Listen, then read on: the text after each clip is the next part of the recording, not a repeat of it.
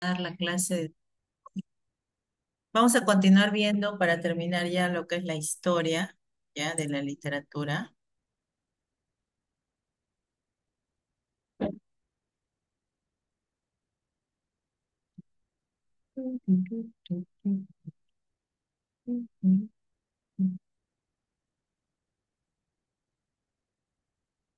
Vamos a terminar con eso.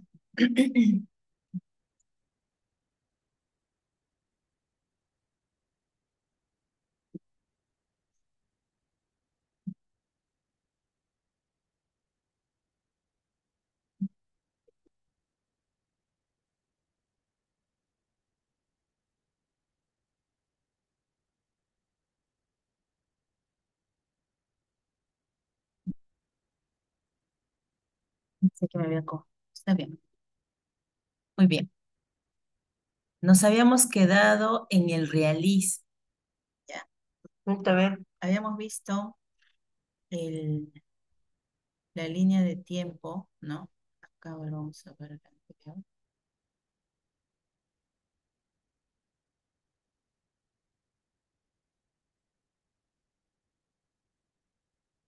Ya, habíamos visto la literatura quechua, la literatura de la colonia, la literatura de la emancipación, el costumbrismo, el romanticismo peruano, el realismo peruano, y ahora seguimos con el modernismo peruano, el posmodernismo peruano, la poesía vanguardista o también la época vanguardista, del vanguardismo, el indigenismo, la generación del 50, la narrativa peruana contemporánea.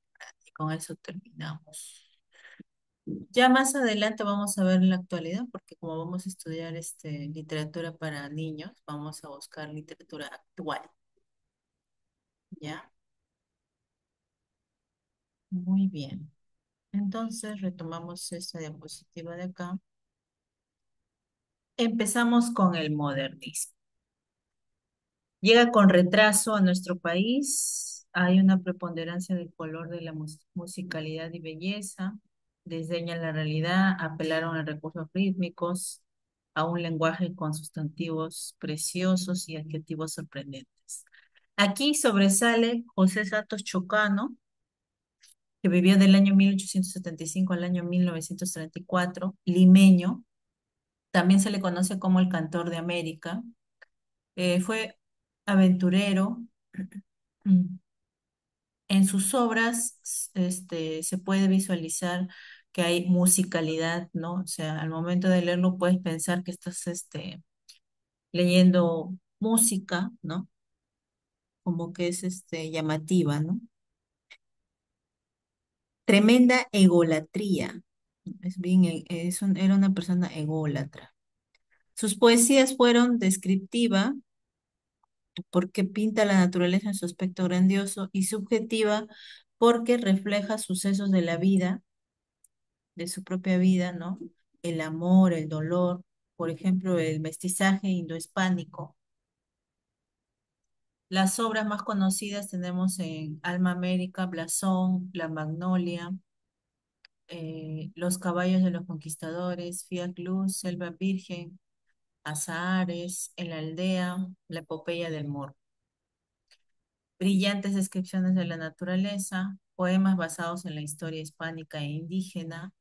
Él habla de las dos culturas en este caso, no descarta, ¿no? Él habla de los españoles y habla de los indígenas. Toma también algunas recomendaciones de ellos.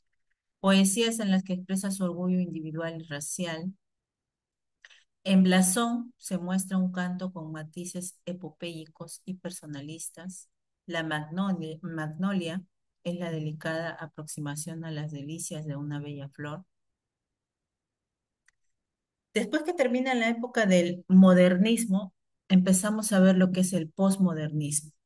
Aquí había una poesía intimista, la influencia del simbolismo, se renueva la poesía en su estética y espiritualidad, ¿no? O sea, en esa época la poesía antes era muy brusca, ¿no?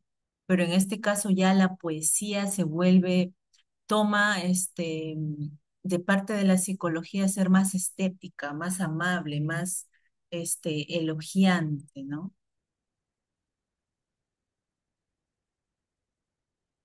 Y aquí sobresale José María Eguren, que vivió del año 1874 al año 1942. Es limeño también, considerado simbolista intuitivo. Él gusta más de personajes de la mitología medieval, ¿no? Como gnomos, duendes, hadas, y eso lo vamos a ver bastante en sus obras, ¿no? Ambientes mágicos, ¿no? Tipo, por ejemplo, Blancanieves, o podemos hablar de Caperucita Roja, o más que nada en Blancanieves, ¿no? Que hablan de los duendes, gnomos, o historias donde hablen de hadas, ¿no? Busca la ingenuidad en sus poesías. Es un poeta sugestivista que sustituye la realidad concreta por otra personal e imaginaria. O sea, es bastante creativo al momento de crear sus obras literarias, ¿no? Bueno, casi todo el tiempo de su vida se la pasó en Barranco. Sus obras más representativas tenemos simbólicas, que uno de ellos es Los Reyes Rojos, Los Robles y El Duque. La canción de las figuras, La Niña de la Lámpara Azul, El Caballo. Sombras, La Ronda de Espadas, El Bote Viejo. Y Rondinelas, también escribió Rondinelas.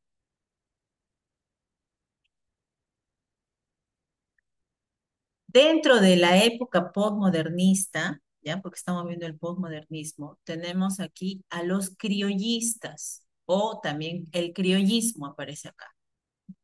Surgió como reacción de las provincias frente al modernismo, al que consideraba alienante y limeño, ¿no? O sea, los modernistas solo hablaban de historias de Lima, contaban en sus cuentos, en sus obras, en su narrativa, su poesía, describían a la mujer en su poesía, por ejemplo, a la mujer limeña, más no a la mujer provinciana. Entonces, los posmodernistas no hacen eso, incluyen a todos. Por eso que hablamos de que acá hay una etapa del criollismo, ¿no?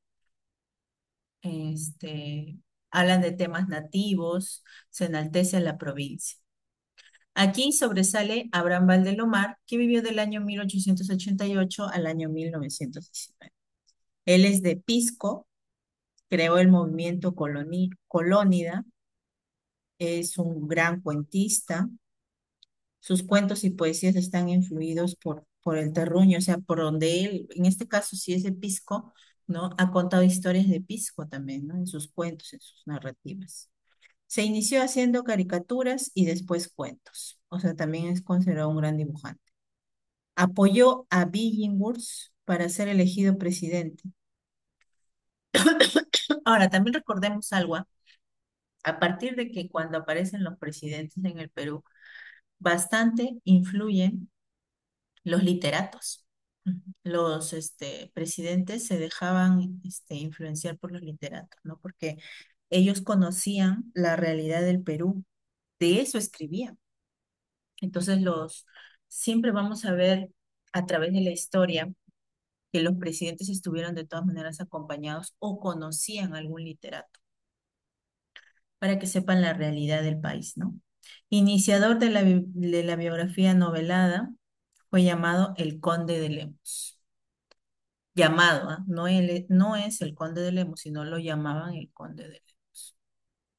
Obras literarias que tenemos en narrativa, tenemos El Caballero Carmelo, que es bastante conocida, El vuelo de los cóndores, Los ojos de Judas, El hipocampo de oro, Hierba Santa, Evaristo, El sauce que murió de amor, Los hijos del sol, son cuentos, La ciudad muerta, que es una novela, La ciudad de los tísicos, otra novela. En poesía tenemos Tristitia, El hermano ausente en la cena pascual. En el teatro tenemos a La Mariscala, en colaboración con José Carlos Mariátegui y Verdolaga. Y expositivas tenemos Belmont, El Trágico, que es una biografía, y La psicología del gallinazo, que es un ensayo. Ahora, si hablamos aquí de La Mariscala, ya, de José Carlos Mariátegui, estamos hablando que hubo una colaboración, ¿no? O O sea, los literatos no eran personas, por así decirlo, egoístas, ¿no? Compartían, podrían hacer colaboraciones en este caso, ¿no? Es como los cantantes cuando hacen mm, colaboraciones, ¿no? Por ejemplo, Leslie Shaw con, ¿cómo se llama? Con la Faraona, ¿no? Ya, algo parecido hacían los literatos. Ya, pero tenía que incluirlo al momento de que en la editorial, ¿no? Las descripciones tenían que incluir el nombre, en este caso de José Carlos Mariate, para que lo reconozcan. Después de esto pasamos del posmodernismo, ya pasamos al vanguardismo, ¿ya? Al vanguardismo. Aquí hay una renovación del arte y del lenguaje poético. Hay una importancia de la libertad del creador, lo que llevó a la irracionalidad. Afán de originalidad que induce a la experimentación técnica y formal, privilegia lo raro de lo irracional. Y aquí sobresale César Vallejo. César Vallejo nació en el año 1892 y murió en el año 1938. A ver, por aquí alguien quiere participar. Kenny, dime Kenny. Mis buenas noches. Disculpe que lo interrumpa. Este, en el anterior PPT dijo sobre los ensayos. ¿Cómo es? Yo entiendo que las bibliografías son otras. Los ensayos, ¿cómo son? Mis disculparás. Le pregunto eso. Muy buena pregunta, Kenny. Eso lo vamos a ver en las siguientes clases. Acá estamos todo mencionando, ¿ya? Pero cada clase vamos a hablar sobre ensayos, cuentos, fábulas. Más adelante vamos a ahondar más en ese tema. Ya, mi cita. Gracias. Ok, muy buena pregunta. Gracias a ti, más bien. Chicas, chicos, esto es algo general, ¿ya? En realidad tampoco no está dentro del sílabo ver la historia, pero yo quería mostrarles un poco para que podamos ver que a través de la historia los literatos en el Perú hemos tenido bastantes literatos, ¿no? Y quería que ustedes conozcan la existencia de los literatos, ¿ya? Entonces, por eso es que les estoy mostrando la historia. Y cada uno, como ustedes pueden ver, tiene narrativas, tiene poesías, tiene teatro, tiene ensayos, biografías, y eso lo vamos a ir desglosando poco a poco, ¿ya? Pero llevándolo a la literatura infantil, porque en sí de eso trata el curso, ¿no? Para que ustedes puedan trabajar con los niños también.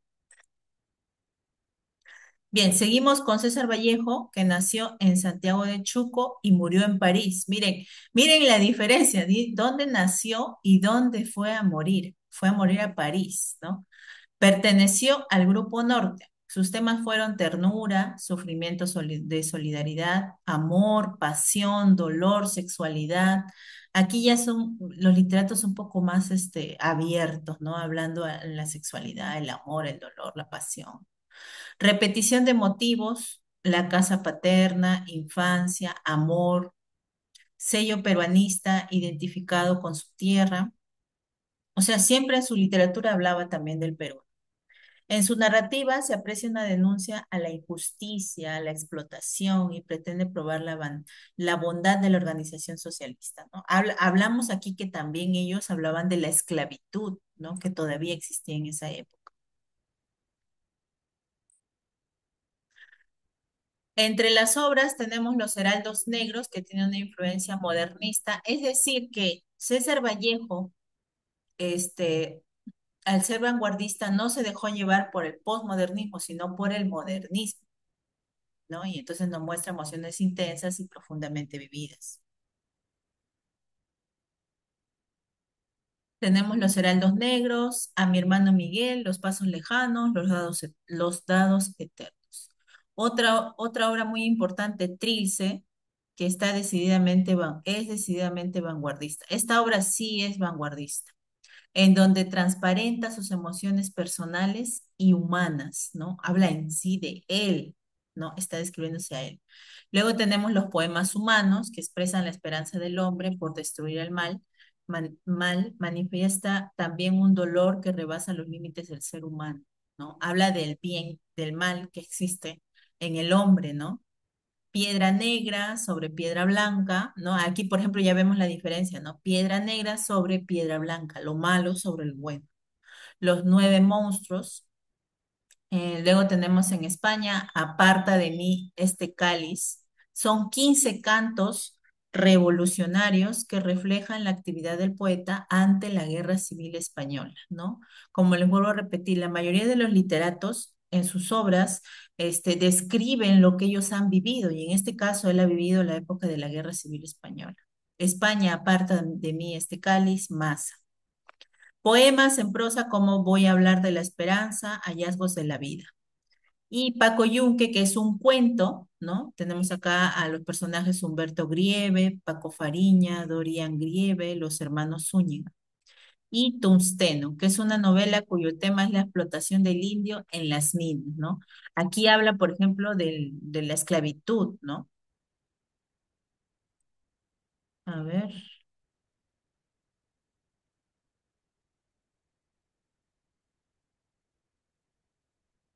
No, Matilde, yo no te estoy enseñando esto para que les enseñes a los niños, es para que tú te acuerdes un poco de lo que llevaste en secundaria. ¿Ya? Lo que viene más adelante sí lo van a utilizar para los niños. Ahí tengo algún material que vamos a proporcionar. Más adelante, según vamos avanzando en los temas, más adelante vamos a ir viendo. Ahorita estamos viendo solo la historia. Esto no le tienen que enseñar a los niños, esto es para que ustedes recuerden, refresquen la memoria, ¿no? Tengan en cuenta que en la literatura peruana tenemos bastantes literatos, ¿no? Que algunos de repente es la primera vez que ustedes están escuchando, ¿no?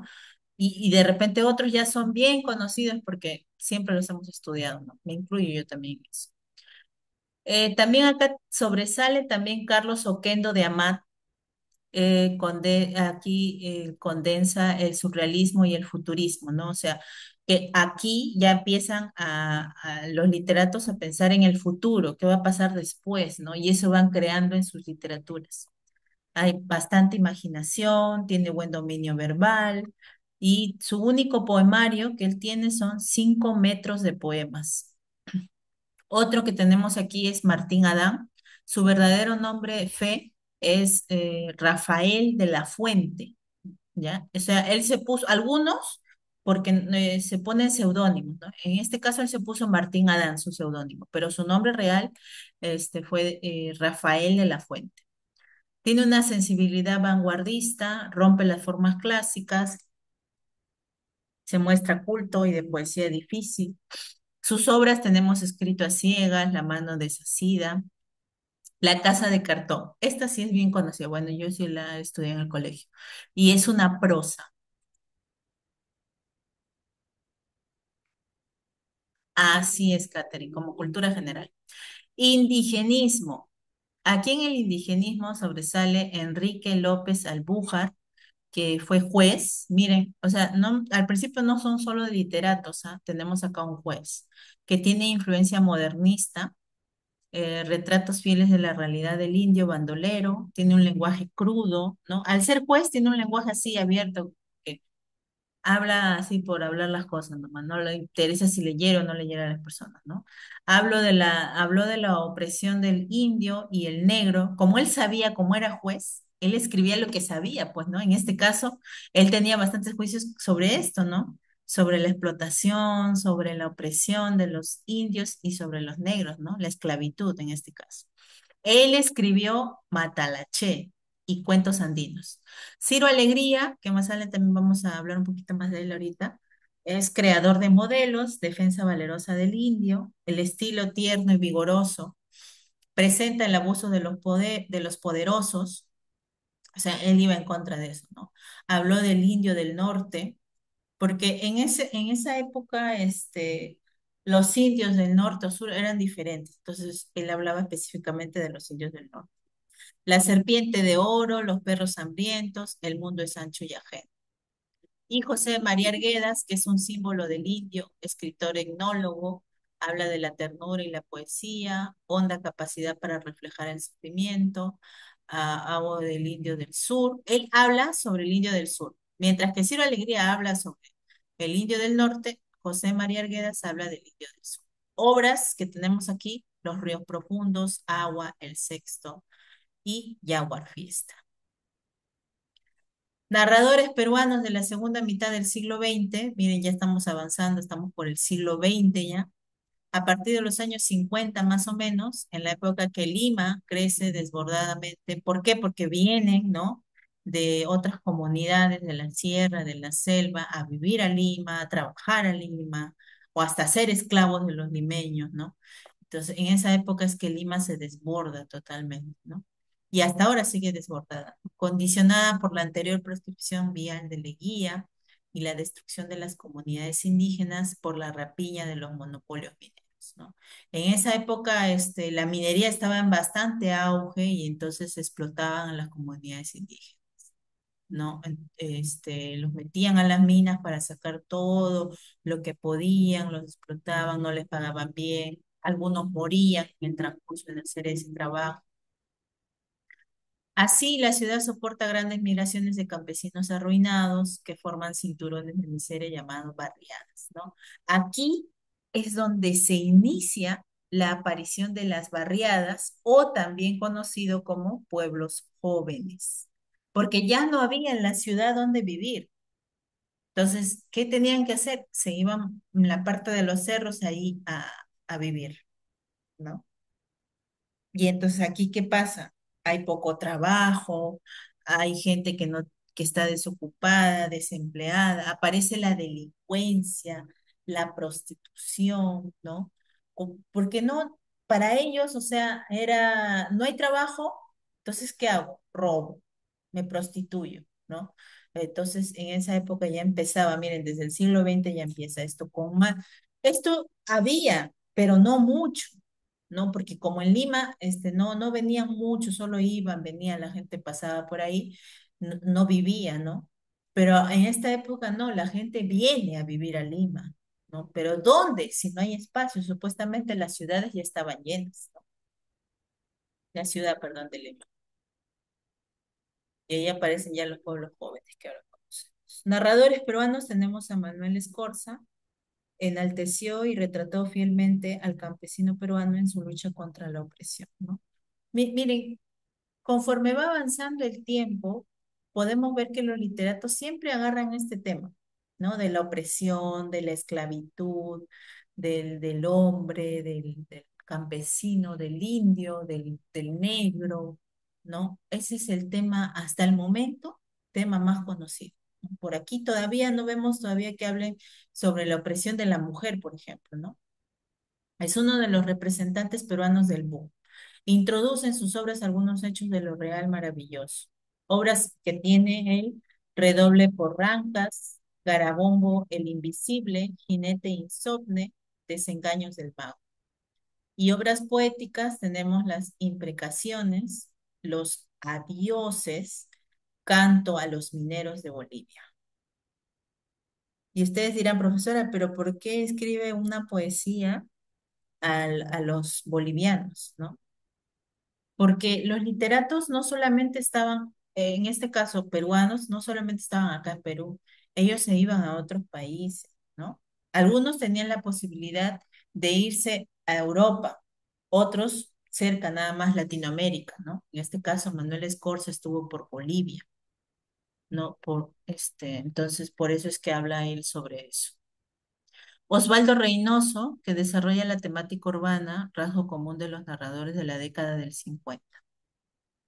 Tiene mezcla la replana con pensamientos bastante líricos, la descripción cruda de la realidad. Su narrativa es paradigma del realismo crítico y sus obras más conocidas son Los Inocentes, Relatos de Collera, En octubre no hay milagros, Los Cantus, El Escarabajo y El Hombre, que es una novela corta. Y hablando aquí de En octubre no hay milagros, él, como dice, es un escritor frío, así, ¿no? Para él, esto de que la gente, los negros, porque ellos fueron los que introdujeron esto un poco más, adorar al, al Señor de los Milagros, ¿no? Para él no. Él decía que este Dios no hacía milagros, ¿no? Por eso en octubre estamos hablando del Señor de los Milagros, ¿no? En octubre no hay milagros, decía él, ¿no? No, para él no era verdad esto que pensaba. Tenemos también a Julio Ramón Ribeiro con sus obras más o menos hablan sobre, son análisis psicológicos, ¿no? De la condición humana. Él crea un arquetipo de la clase media limeña, un hombre frustrado y solo, ¿no? Aburrido, molesto, ¿no? Que tiene que estar trabajando de día y noche para poder mantener a su familia, ¿no? Pero una familia que la tenía en una clase media, o sea, no tendrían por qué preocuparse de comodidades, ¿no? Él piensa de esa manera, ¿no? Desarrolla básicamente temas urbanos, la linealidad en sus relatos. Novelas que tiene él, Crónica de San Gabriel, Los Geniecillos Dominicales, Cambio de Guardia. Cuentos publicados a partir de 1955 son recogidos en La Palabra del Mudo. En el volumen uno, Gallinazos sin plumas, Cuentos de circunstancias, Las botellas y los hombres. En el volumen 2, Tres historias sublevantes, Los cautivos, El próximo mes me nivelo. En el volumen 3 tenemos Silvio en el Rosedal y en el volumen 4, Cuento Santacrucianos y Solo para fumadores. Tenemos también a Alfredo Bryce Echenique, que retrata la burguesía limeña, genio y capacidad, tiene un gran genio y tiene una capacidad humorística, un tanto descuidado en cuanto a la forma, tiene un lenguaje sencillo y coloquial. Novelas, Un mundo para Julius, La vida exagerada de Martín Romaña, Tantas veces Pedro, El hombre que hablaba de Octavia de Cádiz, Permiso para vivir, No me esperes en abril, Reo de nocturnidad, La amigdalitis de Tarzán. Cuentos tenemos Huerto Cerrado, La felicidad, jaja, con Jimmy en Paracas, Magdalena peruana, Dos señoras conversan. El chisme. Pero él ha puesto, él se ha burlado en sí, ¿no? Porque, o sea, no lo ha puesto ahí las chismosas, ¿no? Le ha puesto dos señoras que conversan. Tenemos también a Mario Vargas Llosa. Mario Vargas Llosa es bastante conocido en la actualidad, no, todavía lo tenemos vivo. Tenemos, de él tenemos novelas, tenemos ensayos, tenemos teatro, tenemos otras cosas que son cuentos, memorias, ¿no? Entre las novelas tenemos La Guerra del Fin del Mundo, La Casa Verde, Conversación en la Catedral, La Ciudad y los Perros, Historia de Maita, Quién mató a Palomino Molero, Elogio de la Madrastra, Pantaleón y las Visitadoras, que lo hemos visto hasta en película, La Tía Julia y el Escribidor, Los Cachorros, Los Cuadernos de Don Rigoberto, Lituma en los Andes, La Fiesta del Chivo, El Paraíso de la Otra Esquina. En ensayos tenemos García Márquez, Historia de un deicidio, La Orgía Perpetua, Flower y Madame Bovary, Tirant Blanc y las novelas de caballería, Historia secreta de una novela, Contra viento y marea, La utopía arcaica. En teatro tenemos La Chunga, Katy y el hipopótamo, La señorita de Tacna, La huida del Inca, Ojos bonitos, cuadros feos. Y otras tenemos Los jefes, que es un cuento, y El pez en el agua, que son memorias. Bueno, en cuanto a las innovaciones técnicas en los relatos de Vargas Llosa, tenemos que él ya no tiene una narrativa lineal, ¿no? Como todos los narradores. Se entrecruzan de monólogos interiores con diálogos reales, combinación de primera persona y tercera persona. La novela totalizadora abarca muchos aspectos de la realidad. Tiene una técnica del dato escondido, varios planes temporales y espaciales, uso de varias secuencias en el episodio, entrecruzamiento de historias. Sí, cuando ustedes leen, si han leído, yo he leído una de Mario Vargas Llosa, cuando en un momento la historia te cuenta algo y luego se cruza con otra historia que ya te vas perdiendo y dices, pero ¿en qué momento pasó esto, no? Eso es lo que hace cuando escribe sus obras Mario Vargas Llosa. Pero de ahí ya vuelves a retomar y lo entiendes mejor. Diálogo en cruz, pues son diálogos basados en otros diálogos con bruscos saltos temporales y espaciales. O sea, digamos, si está hablando del año 1940, Bruscamente ya pasa al 2004, ¿no?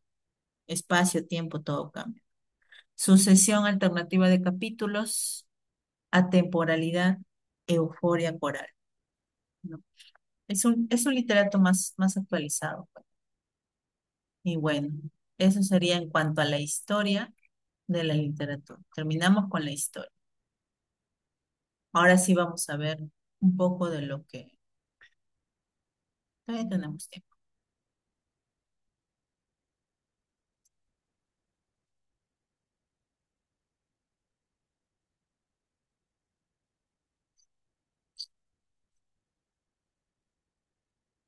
¿Por ahí alguien levantó la mano o fue fugazmente?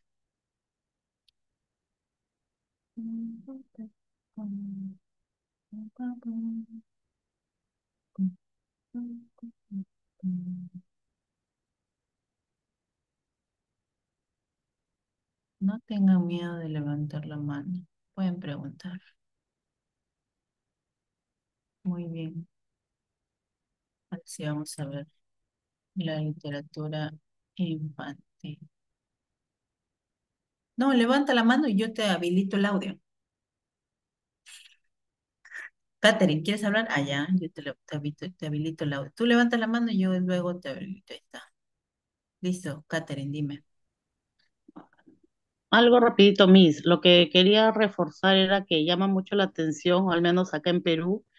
¿Me escucha? ¿Sí? Sí, te escucho. Ya, de que casi el 99,999 de la literatura o de la historia de la literatura peruana son hombres, si se da cuenta.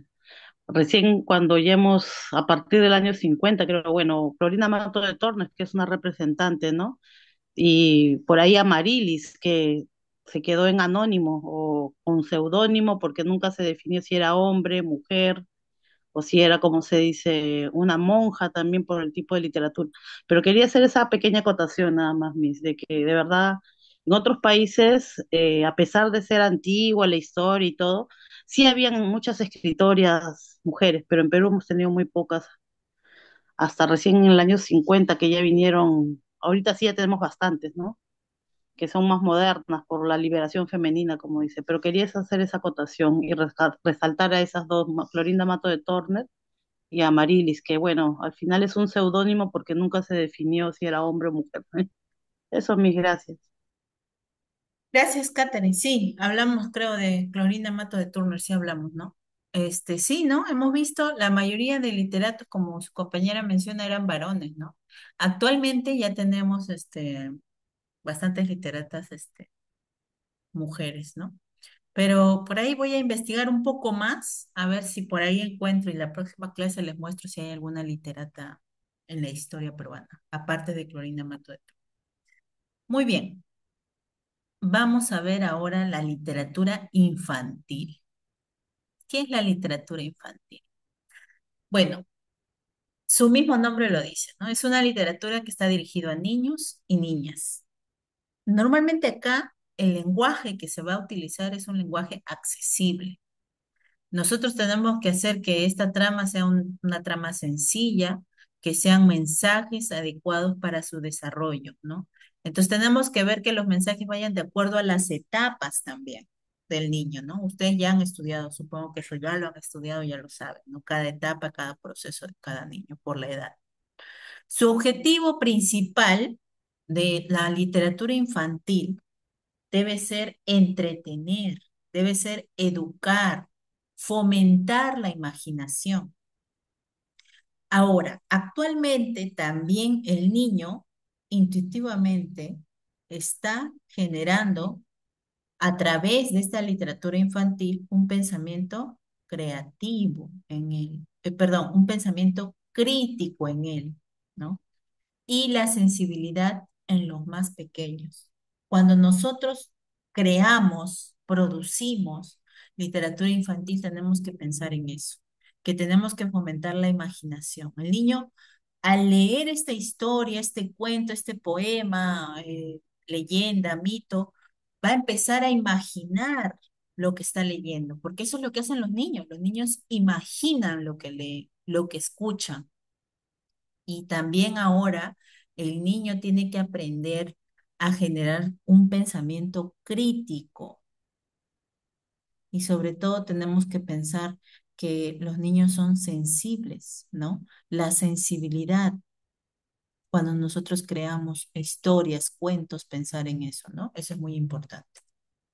Tenemos que fomentar eso. Las características principales de la literatura infantil es que tiene que tener un lenguaje claro y sencillo. Tiene que haber apoyo visual. O sea, no solamente tú le vas a mostrar al niño un montón de texto que este niño de 0 a 3 años o 2 años no sabe todavía leer, ¿no? En algunos casos, otros casos sí he visto niños de 2 años leyendo, hacen que se vaya más rápido su desarrollo, ¿no? Pero no sabe leer. Entonces, a través de las imágenes, del apoyo visual, él sabe lo que ya está, leyendo, viendo lo que está contando este cuento, ¿no? Entonces, tiene que haber un apoyo visual. Los temas y los personajes tienen que ser personajes fantásticos, ¿no? Para que el niño le llame la atención. Como dice su compañera, Miriam, ¿no? Tiene que ser atractivo para sus ojos. Valores y enseñanzas. Cuando tú escribas, redactes un cuento, una historia, una leyenda, un ensayo, eh, algo que sea para un niño, tenemos que enseñarle los valores en ese cuento, ¿ya?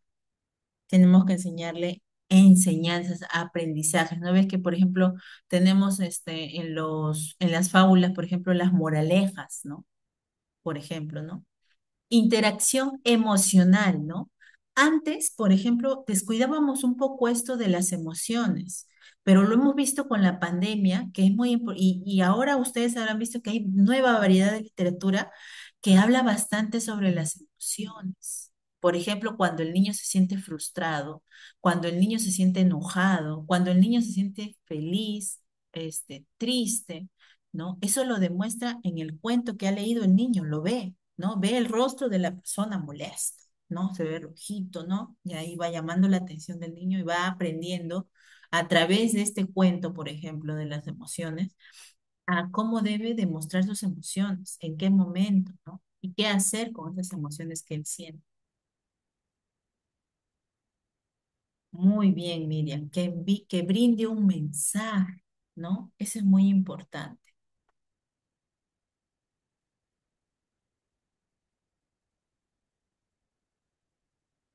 A ver, pregunta.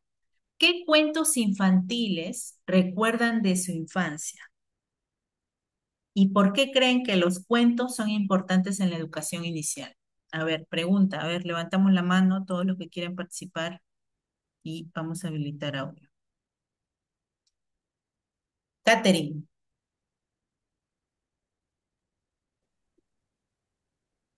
¿Me escucha? claro que sí. ¿Aló? Ya, por ejemplo, ahorita se me viene a la mente lo de los tres chanchitos, ¿no? Que es el clásico de todos lados, donde nos enseña, ¿no? Cómo hacer las cosas también, ¿no? De que uno lo hizo primero con su casita de palitos, que pasó las consecuencias de hacer las cosas bien, ¿no? Porque esa es la enseñanza, ¿no? De no, no hacer las cosas por cumplir o de tomar medidas o ser más responsables en lo que hacemos. O el de la cigarra y las hormiguitas también, que nos dice que no hay que relajarnos, ¿no? Ahorita se me vinieron esos dos que tienen una enseñanza o moraleja, como le quisieran llamar, en la cual se le transmite un mensaje positivo a los niños a futuro, con con animaciones, con dibujitos, ¿no? En su mundito, como dice, pero le estamos enseñando a futuro. Eso, mis gracias. Esas dos. Ok, gracias, Catherine. Kenny,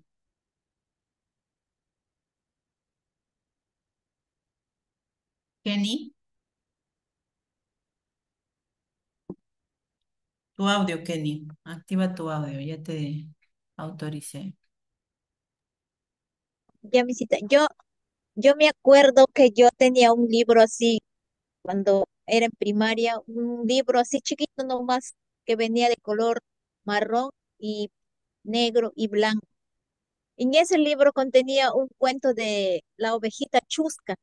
Y siempre yo lo leía, lo volvía a leer porque me encantaba. Se trataba de un animalito que era muy obediente, este, muy respetuoso. Cuando lo visitaban los demás animalitos, siempre él acogía a los demás. Y eso, o sea, me parecía curioso por cómo ese animalito siempre era muy amigable, muy solidario. Y me encantaba el personaje de la ovejita Chusca y siempre yo lo leía. Y yo lo sabía ya de memoria, que la ovejita Chusca me hace, o sea, me incentivaba, como dice Miriam, me, o sea, me hacía inspirar muchas cosas como para también dar el ejemplo a mis hermanitos, ¿no? Ser perseverante, esas cosas, ser solidarios, muchas cositas más. Gracias, Kenny, muy bien. Matilde, dime Matilde.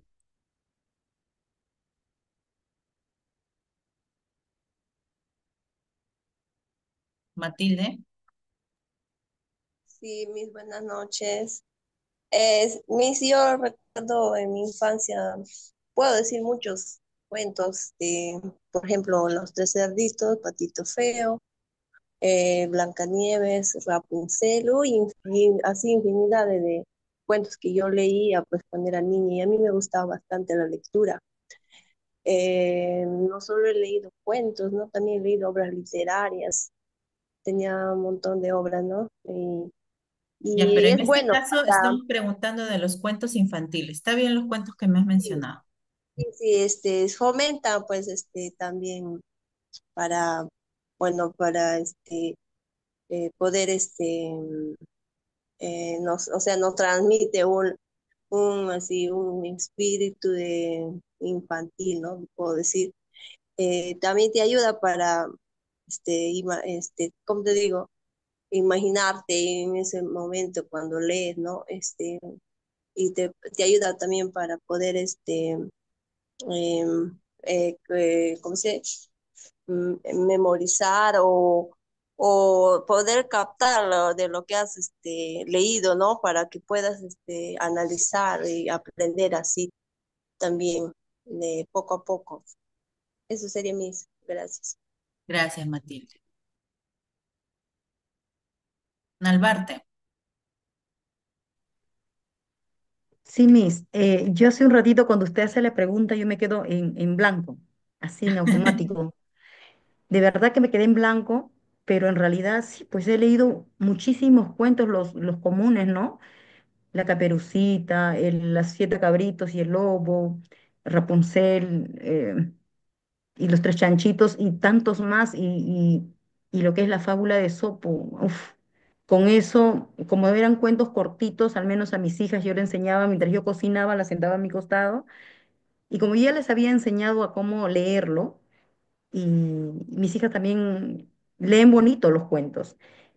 Al margen de eso, también de lo que le estoy comentando, para mí los cuentos infantiles ayudan mucho a despertar la imaginación al niño, em, en desarrollar su creatividad, en plasmar, no sé, pues hasta mirar las nubes e imaginarse muchas cosas que son, tener criterio, porque cuando de repente la profesora cuenta el cuento, hace unas preguntas de manera general o preguntas abiertas en donde el niño eh, desarrolla de manera bonita un pensamiento crítico, ¿no? Em, ¿Qué más? También ayuda a que el niño desarrolle un mejor vocabulario, que el niño tenga mayor hasta sensibilidad con la naturaleza, porque dependiendo de qué, el niño también despierta esa sensibilidad, ¿no? Hasta con los animalitos, con la naturaleza, con el amiguito, ¿no? Cómo se va enfocando este cuento es de acuerdo lo que el niño va proyectando después, ¿no? Su actuar. ¿No? El cuento es muy importante para mí es muy bonito lo que es la literatura en general, te transporta. En forma general, a mí, yo que soy vieja, adulta, a mí la literatura me transporta y en el niño mucho mejor, pues, ¿no? Porque justo está en toda la exploración. Y también, pues, ¿no? Le ayuda a interactuar, ¿no? Y a comprender el mundo donde está, el mundo que le rodea. Gracias. Gracias, Nalbarte. Pamela, dime, Pamela. Buenas noches, Miss. Yo de pequeña leía el cuento lo que es más que nada de la Caperucita Roja, los tres chanchitos y lo que es el patito feo. Y yo veo que esos cuentos son importantes porque te da, o sea, a reflexionar. Digamos, en la Caperucita Roja te da a reflexionar que no debes de confiar en otros sin saber el propósito que esa persona tiene hasta con nosotros, ¿no? Y en el patito feo yo he visto o veo que ahí no es simplemente fijarse en la persona, no en las actitudes que pueda tener o pueda hacer, porque quizás más adelante sea una persona mm, más mejor de lo que haya sido, y eso sería todo. Gracias, Pamela. Gracias, Miss. Nincy, dime, Nincy. Sí, mis buenas noches. Yo lo que recuerdo más en cuanto a los cuentos es la Caperucita Roja, Hansel y Gretel, el Pastorcito Mentiroso, este, el Patito Feo, ¿no? Y todos estos son importantes en la educación porque, bueno, a mí personalmente, ¿no? Desde pequeña contándolo como mi experiencia, ¿no? Me enseñaron cada uno de ellos y puede tener enseñanzas, ¿no? Por ejemplo, en el patito feo nos enseña que nunca debemos de subestimar o burlarnos de los demás, ¿no? Porque muchas veces podemos cambiar, ¿no? Y aquellos que se burlan, pues se van a sorprender de nosotros. En el caso de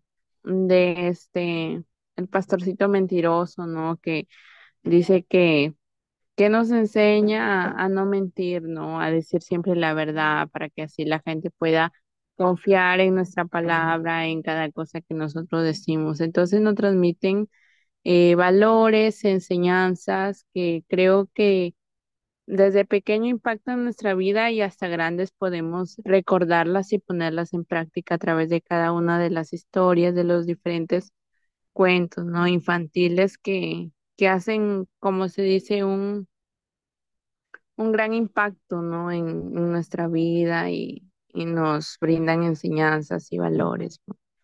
También nos ayudan a poder, bueno, a los niños, ¿no?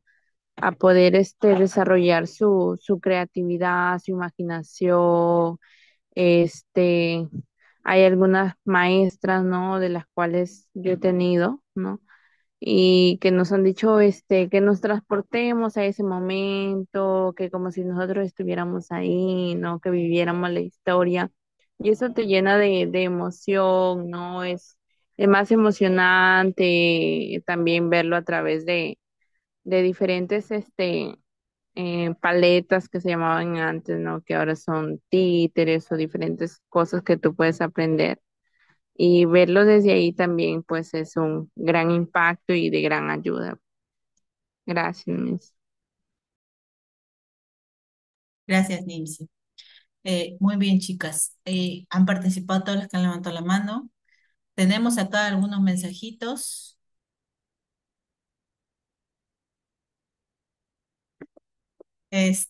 Acá, Zoila dice El lobo y los tres cerditos. Carmen, el pastor mentiroso. Ana, Caperucita Roja, que siempre tenemos que hacerle caso a la mamita. Gabriela también habla de Caperucita Roja. Gladys es importante porque nos ayuda a desarrollar el lenguaje y la comunicación, ¿no? Entonces, en cuanto a la segunda pregunta, ella nos dice que es importante, ¿no? Porque creen que los cuentos son importantes en la educación inicial, porque nos ayuda a desarrollar el lenguaje y la comunicación. Karina, el patito feo, Caperucita Roja, Fanny, Caperucita Roja, promueve la creatividad, la sensibilidad.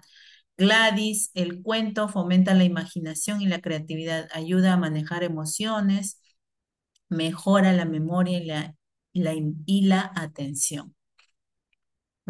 Catherine dice, el cuento es una gran herramienta de aprendizaje, un cuento bien narrado. Transmite emociones, sabiduría, conocimiento, nos transporta a mundos imaginarios que nos ayudan y preparan para vivir en el mundo real. Así es, ¿no? Muy bien. Kenia dice, la literatura en los niños nos ayuda a reducir su nivel de estrés y desarrolla un mayor pensamiento crítico. Potencializará su imaginación y su creatividad. Marit dice, el patito feo. Muy bien, hemos leído también los mensajes. ¿Ya? Sigamos entonces. Ay, ¿qué pasó acá? Un reto. ¿Por qué no me sale? A ver, ya vamos a seguir, después vemos eso. Tenemos también aquí, alguien está rayando mi pantalla, por favor.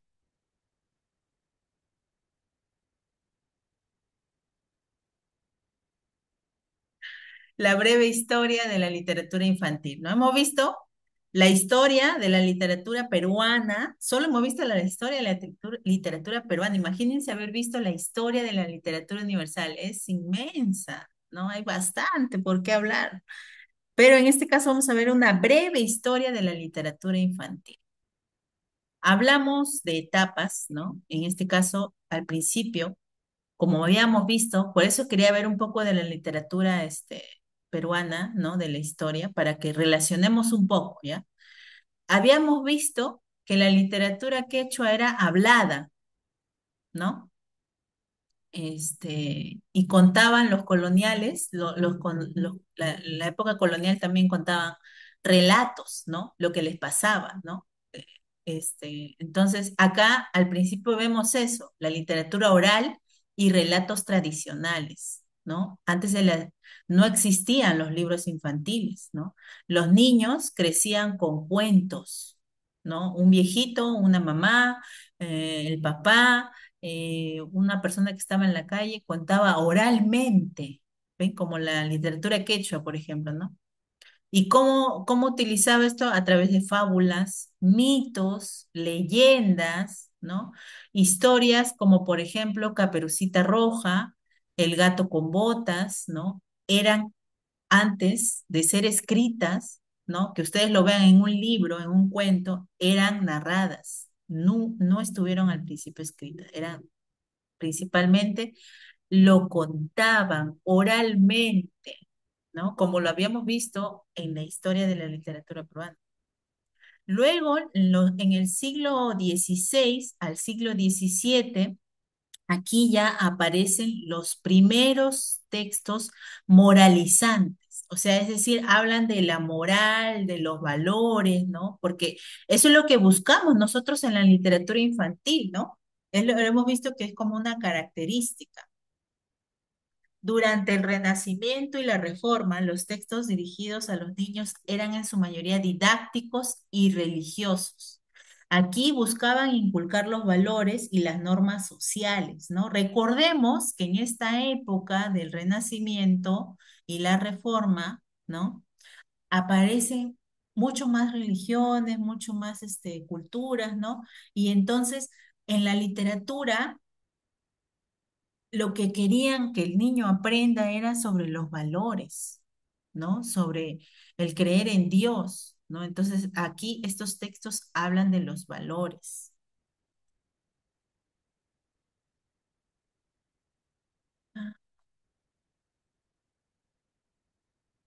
A ver, Jenny nos dice Ángel y Gretel. Gretel.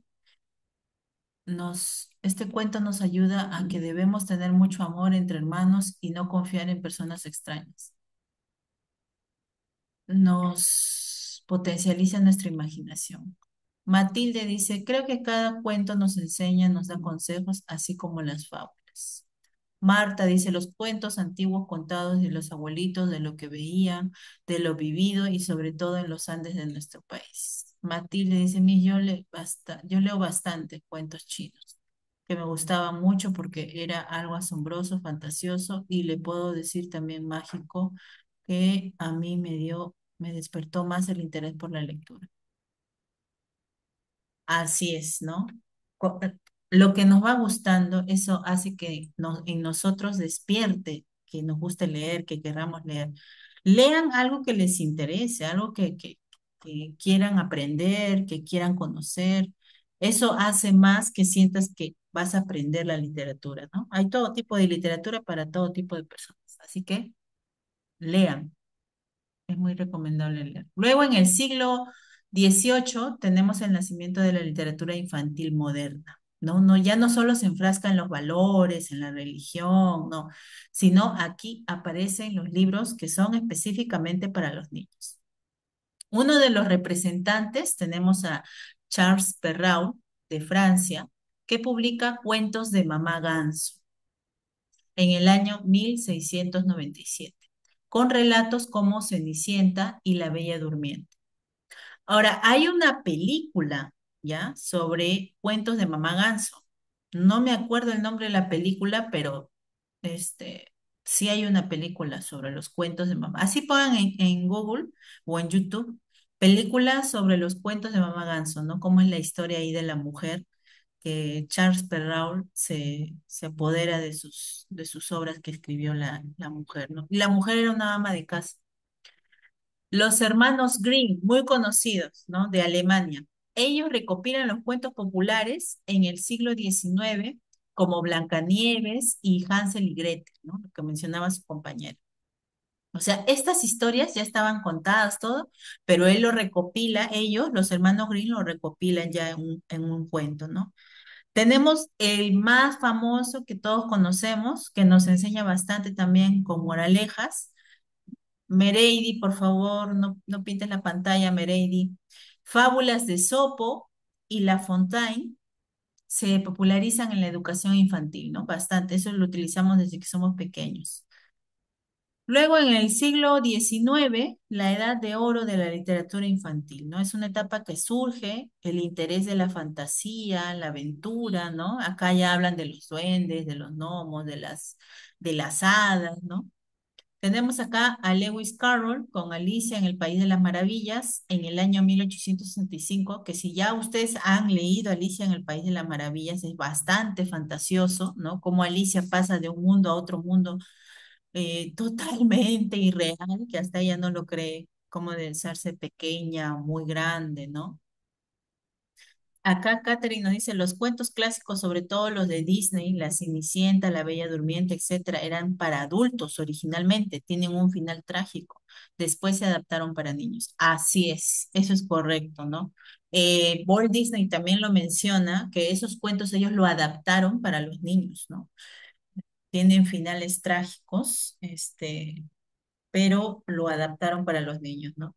Y yo sé que estas personas que escribieron los cuentos también hicieron lo suyo, ¿no? O sea, en algún momento vieron que estas historias tenían finales trágicos, pero ellos lo cambiaron, lo adecuaron, ¿no? Para un infante, pues no, no le puedes decir a un niño que murió de tal cosa o tal cosa pasó, pero es la realidad, ¿no? En la vida es así la vida, ¿no? Pero lo hacían pensando en los niños, ¿no? Tenemos nuevamente acá, tenemos a Lewis Carroll, que ya les mencioné con Alicia en el País de las Maravillas. Tenemos a Hans Christian Andersen, con cuentos como El Patito Feo y La Sirenita. A Mark Twain, con Las Aventuras de Tom Sawyer, muy famoso Tom Sawyer también, en el año 1876. A Carlo Collodi, con Pinocho, en el año 1883 y se crean los primeros libros ilustrados para niños. En esta época, en el siglo XIX, recién se crean los primeros libros ilustrados. O sea, de lo que estaba La Cenicienta, La Bella Durmiente, no estaba ilustrado. Era puro texto, nada más. ¿Ya? Era texto. Después ya en la época del siglo XIX ya aparecen textos ilustrados para niños.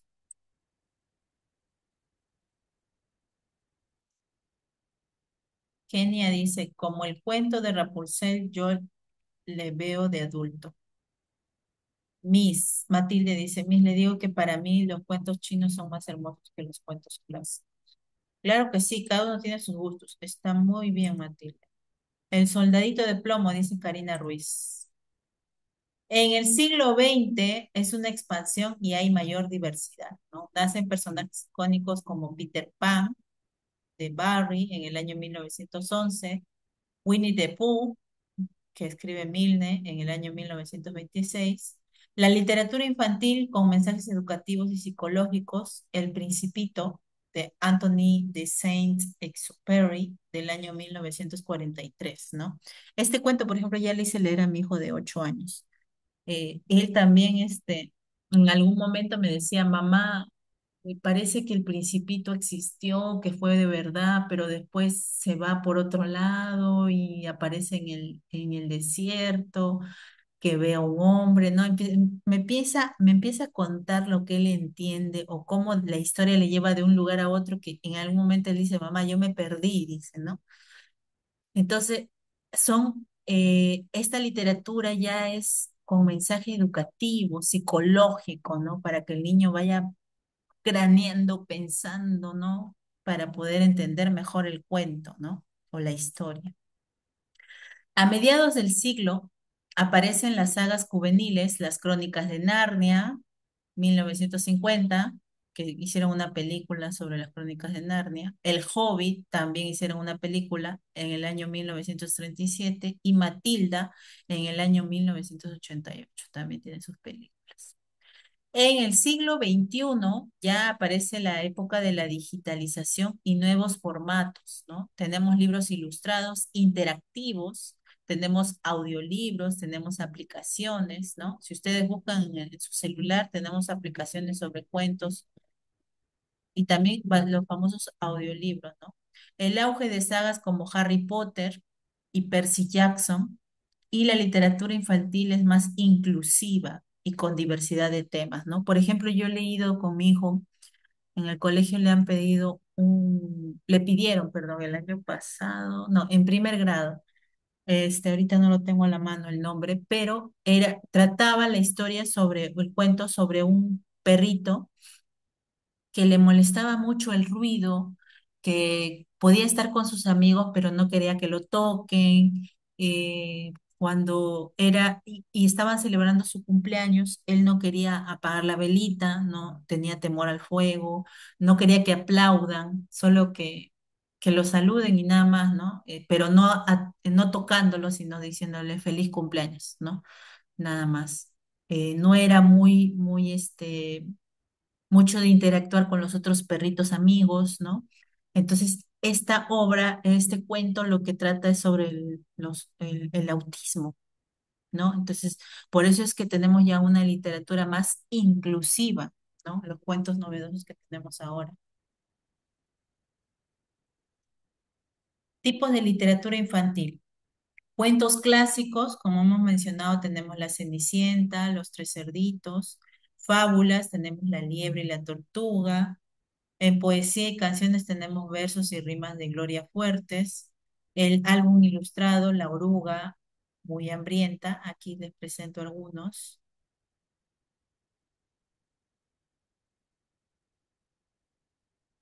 Tenemos acá a La Caperucita Roja, que es un cuento, ¿no? Según viendo acá, a qué tipo de literatura pertenece cada libro y qué características lo identifican, ¿no? Caperucita Roja pertenece a cuentos clásicos. La Liebre y la Tortuga, que es una fábula. Aquí tenemos a Gloria Fuertes. Dice, nací para poeta o para muerto. Escogí lo difícil, supervivo de todos los naufragios y sigo con mis versos vivita y coleando. Gloria Fuertes. Ella es Gloria Fuertes. Tenemos La oruga muy hambrienta de Eric Carle. Significados de la literatura. ¿Qué significa, no? Para los niños en este caso.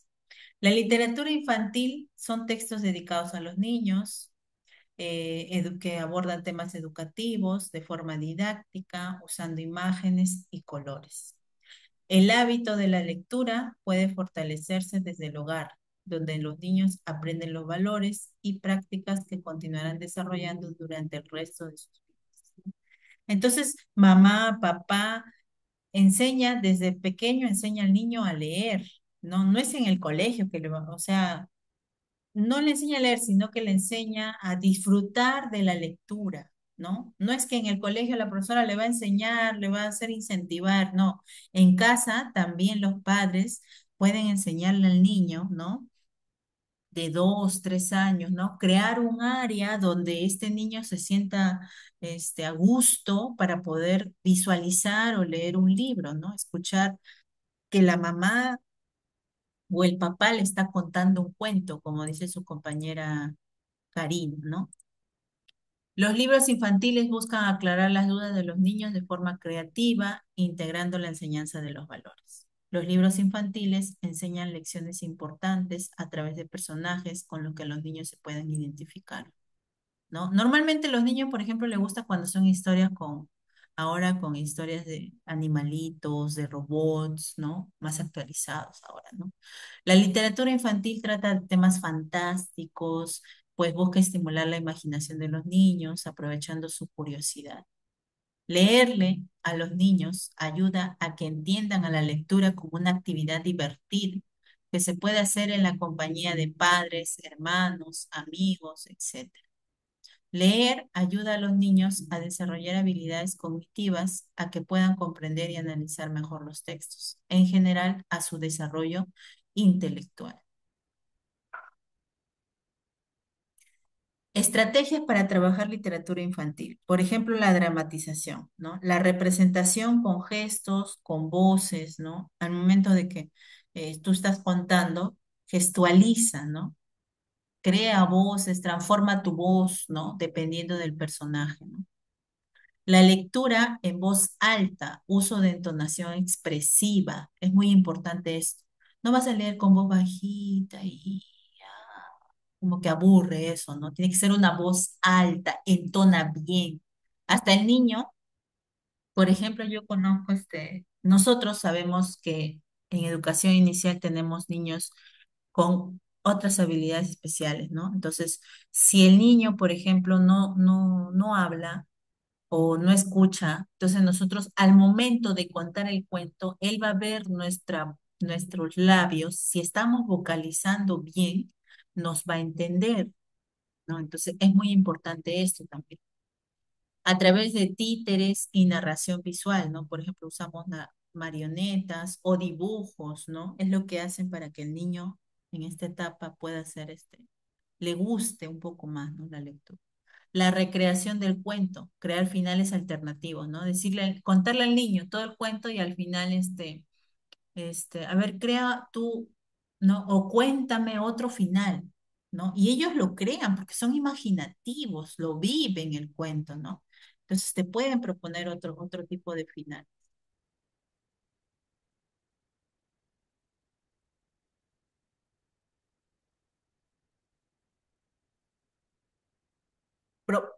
Muy bien, Miriam, voz graduada, ¿no? Karina con expresión, con gestos. Matilde dice voz adecuada, con gestos, movimientos. Así es, con eso. Lista de cuentos que les recomiendo, ¿no? Según las edades. Por ejemplo, tenemos de 0 a 3 años, ¿A qué sabe la luna? De Michel Greigny. Elmer, de David Mackey. La oruga muy hambrienta, de Eric Carle. De 4 a 6 años, ¿Dónde viven los monstruos? De Maurice Sendak. Los tres cerditos, es un cuento clásico. Adivina cuánto te quiero, de Sam McBride. Disculpen mi inglés. Actividades para trabajar la literatura infantil. Por ejemplo, tenemos la maleta de los cuentos. Acá vas a utilizar, por ejemplo, una caja o una maleta con objetos relacionados con un cuento, ¿no? Por ejemplo, si vas a hablar de Caperucita Roja, entonces, ¿qué necesitarías ahí? Una capa, ¿qué más? Que sea de color roja, ¿no? Un cesto, ¿qué más? Una máscara de lobo, ¿no? Por ejemplo, ¿no? Y la actividad sería que los niños sacan los objetos y deben imaginar una historia o adivinar el cuento al que pertenece. O sea, no necesariamente también vas a llevar objetos que ya están en un cuento, sino también tú puedes crear y los niños van a crear, van a imaginar, van a idear un cuento también, ¿no? De esa manera. Una abuelita, por ejemplo, ¿no? Cuento ilustrado. Para la actividad del cuento ilustrado necesitas hojas, colores, pegatinas, ¿no? Y acá en la actividad, después de leer un cuento, los niños crean su propia versión ilustrada con dibujos o recortes, ¿no?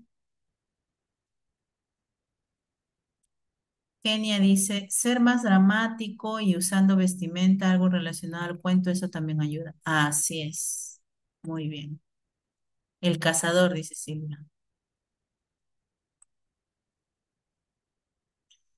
Otra actividad que pueden hacer es teatro de títeres, ¿no? Aquí el material que van a utilizar son títeres o muñecos hechos con calcetines, ¿no? Los niños, tú le pides que lleven una media, un calcetín y que creen su propio títere, ¿no? Los niños representan escenas de un cuento o inventan un nuevo final, ¿no? Primero crean su títere y luego crean ese, no, hacen, actúan, ¿no? Con su títere su cuento, ¿no?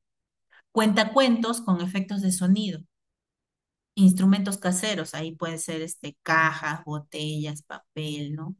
La actividad sería que mientras se narra una historia, los niños crean sonidos, viento, pasos, tormenta, con los objetos o con su cuerpo, ¿no? Por ejemplo, viento, dice el viento,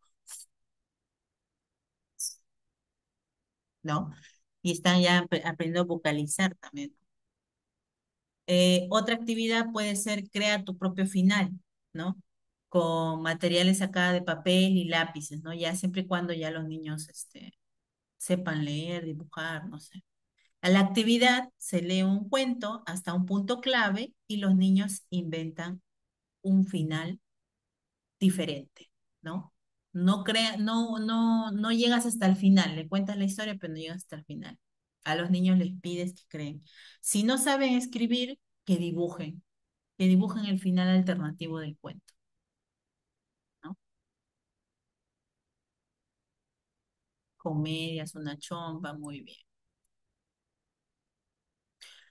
Bueno, como reflexión y cierre, ¿cómo se puede usar la literatura infantil para reforzar los valores en educación inicial? ¿Cómo influye la narración en la creatividad de los niños? Bueno, esta es una actividad nomás. Canción, televisión, cuento infantil. Bueno, si ustedes deciden trabajar con los niños, por ejemplo, ¿no? Esto lo vamos a hacer la próxima clase, más bien, el de acá. Entonces, pregunta para ustedes, ¿cómo se puede usar la literatura infantil para reforzar valores en educación inicial? O también puede responder a la pregunta, ¿cómo influye la narración en la creatividad de los niños? A ver, espero su participación.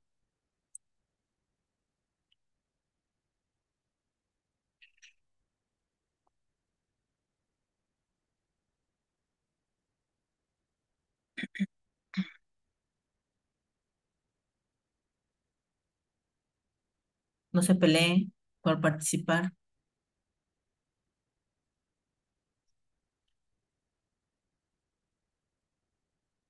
Catherine,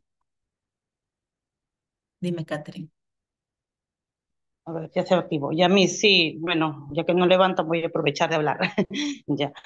Miss, en este caso, la literatura infantil nos ayuda a transmitirle mediante, como puse en el comentario antes, a través del mundo imaginario, ¿no? Valores, principios, ¿no? Relacionados de repente con animalitos, con muñequitos, con cosas que en su mente del niño se les hace más, no sé la palabra, digerible y que después la van a aplicar en su vida cotidiana, ¿no? Muy Van a bien. aprender Mm.